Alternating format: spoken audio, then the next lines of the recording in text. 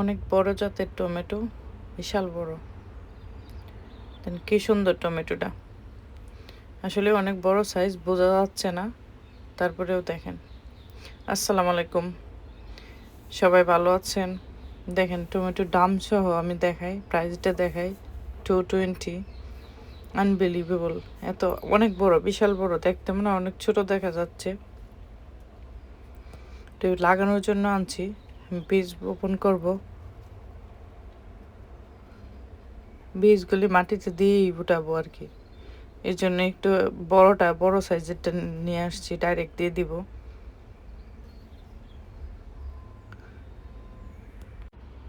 আপনাদেরকে দেখাই। এই যে একটা বাটিতে নিয়ে শুধু মাটিটা আগে একটু ভিজিয়ে নিছিলাম, যাতে পরবর্তীতে পানির পরিমাণ না দিলেও চলে, বা হালকা একটু দিলেও হয়। এই যে হালকা একটু স্প্রে করে দিতেছি।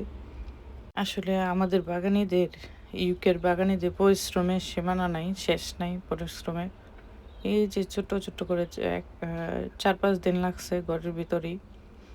মাশাল্লাহ দেখেন আমার গাছগুলি সুন্দর করে উঠছে। এখন তো একটু একটু সবগুলি মাশাল্লাহ উঠছে বীজ, যেহেতু ফ্রেশ টমেটো বীজ উঠে যায়। এই যে আমার বড় সাইজের টমেটোটা। আসলে আমাদের বাগানীদের সবজি হওয়ার থেকে একটা নেশায় পরিণত হয়।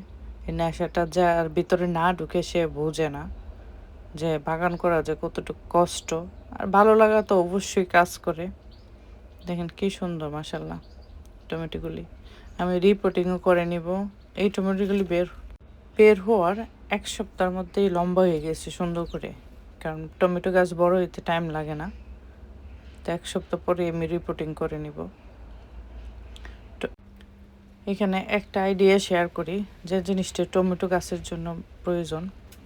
টমেটো গাছটা কিন্তু অনেক লম্বা হয় সাধারণত, যত ডেপেই দেন, যত উপরেই দেন, অনেক লম্বা হয়। কিন্তু টমেটো গাছ মাটির নিচে বেশি, যত বেশি দিবেন ততই ভালো।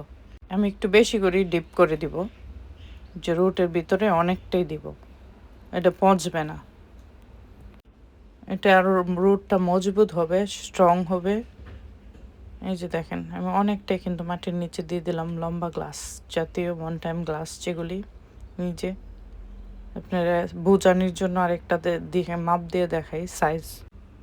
দেখেন ওইটা ধরছি সাথে, অলমোস্ট কিন্তু পুরাটাই ঢুকাইছি, পুরোটাই গ্লাসের ভিতরে, মাটির ভিতরে ঢুকিয়ে দিছি, কারণ রুটটা অনেক শক্ত হবে। এইভাবেই করবেন। Thank you very much. Allah Hafiz. সাথে থাকবেন, শেয়ার করবেন, সবাইকে ভালোবাসা দিবেন।